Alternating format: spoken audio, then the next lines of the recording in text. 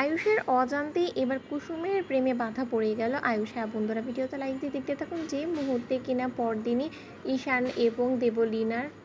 এঙ্গেজমেন্টের দিন তারিখ ঠিক করে ফেলে ইন্দ্রাণী গাঙ্গুলি, ঠিক তার পর মুহূর্তে থেকেই যখন দেবলীনা শপিং করার জন্য, যখন ঈশান, আয়ুষ, কুসুম এবং দেবলীনা ওরা চারজনই যখন ইন্দ্রাণী গাঙ্গুলির সঙ্গে শপিংয়ে যায়, ঠিক সেই মুহূর্তে আয়ুষ নিজে থেকেই যখন কুসুমের জন্য একটা শাড়ি পছন্দ করে দেয় এবং বলতে থাকে যে কুসুম, এটা কাল তুমি পরবে, কারণ আমি এটা শখ করে তোমার জন্য কিনেছি, কারণ তুমি সেই এত বড় একটা কম্পিটিশনে জয়ী হয়েছে, তারপরে তো তোমাকে কোনো কিছু স্পেশাল ট্রিট করানোর জন্য তোমাকে দেওয়া হয়নি, তার জন্য আমার পক্ষ থেকে এটা তোমার গিফট। ঠিক সেই মুহূর্তে যখন কুসুম বলতে থাকে যে ঠিক আছে ছোটো সাহেব, আপনি যখন আমাকে এটা দিয়েছেন তাহলে আমি সেটা ঈশানবাবুর এঙ্গেজমেন্টের দিনই পড়বো। অন্যদিকে এই কথা বলা মাত্রই যখন দেবলীনা বলতে থাকে যে ন্যাকা আর কিছু খুঁজে পাচ্ছে না এই কাজের মেয়েটার জন্য এত আদিক্ষেতা, আয়ুষের কিসের আমি সেটাই বুঝতে পারছি না। পরে গিয়ে নিয়ে এটা দেখা যায় যে আয়ুষ না এই মেয়েটাকে নিয়ে বাড়ি থেকে পালিয়ে যায়। অন্যদিকে এই কথা বলা মাত্রই যখন ইন্দ্রাণী গাঙ্গুলির দোকানের সব থেকে এক্সপেন্সিভ জিনিসটি দেবলীনার জন্য কিনে দেয় এবং তারপর মুহূর্তে যখন সকলে মিলে ওদের এঙ্গেজমেন্টের যোগাযন্ত্রে লেগে পড়ে, ঠিক সেই সময় ঈশান বলতে থাকে যে ভাইরা এই এঙ্গেজমেন্টটা কটা কি খুব বেশি দরকার, কারণ যেখানে কিনা তোরও চোখ খুলে গিয়েছে যে এই দেবলীনা নামক মেয়েটা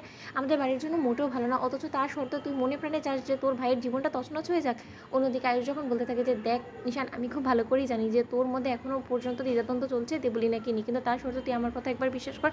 আমি বলছি যে তোর জীবনটা একদম রীতিমতো বদলে যাবে দেবলীনা তোর জীবনে আসার পর, কারণ মা আফটারঅল তোর জীবনসঙ্গীকে নিজে বাছাই করেছে। অন্যদিকে যখন ঈশান আয়ুষের দিকে প্রশ্ন ছুড়ে দেয় এবং বলতে থাকে যে আচ্ছা ভাই, তো তুমি একটা কথা বলতো, আজকে যদি তোর মতের বিরুদ্ধে গিয়ে মা তোর অপছন্দের একটা পাত্রীকে তোকে বলে যে বিয়ে করতে, তুই কি সেটা করবি? তুই আদৌ মায়ের বিরুদ্ধে গিয়ে এই কাজটাও করতে পারবি? তোর নিজের জীবনটাকে চিরকালের জন্য উচ্ছন্নে পাঠিয়ে দিতে পারবি? বল না, তুই এখন চুপ করে রয়েছিস কেন? ঠিক সেই মুহূর্তে আয়ুষ বলতে থাকে যে যদি প্রয়োজন পড়ে তাহলে আমি এটা অবধি করতে আমার একবারও বিবেকে বাঁধবে না। অন্যদিকে এই কথা বলা মাত্র ঈশান বলতে থাকে যে না রে ভাইদা না, তুই সেটা কোনোদিনও পারবি না, কারণ আমি খুব ভালো করে বুঝতে পেরে গিয়েছি যে তুই কার প্রেমে মশগুল হয়ে কার প্রেমে তুই হাবুডুবু খাচ্ছিস, অথচ যাকে তুই ভালোবেসেছিস সেই মানুষটাকে কোনোদিনও তুই তোর স্ত্রী হিসেবে বলা আর কথা মুখে অবধি তো উচ্চারণ করা দূরে থাক, মায়ের সামনে কোনোদিন এটা প্রকাশ অবধি করতে পারবি না যে তুই তাকে ভালোবেসে ফেলেছিস, তাকে মন দিয়ে ফেলেছিস। কারণ আমি যদি খুব একটা ভুল না হয়ে থাকি, আমি দেখেছি যে তুই কুসুমের উপরে দিনকে দিন আরও বেশি দুর্বল হয়ে পড়ছিস এবং যতই দিন গড়াচ্ছে ততই তুই কুসুমের প্রেমে হাবুডুবু খাচ্ছিস, অথচ তার সত্ত্বেও এটা তুই কোনোদিনও মায়ের কাছে প্রকাশ করতে পারবি না এবং এটাই হয়ে যাবে তোর জীবনের সবথেকে কঠিনতম পরীক্ষা,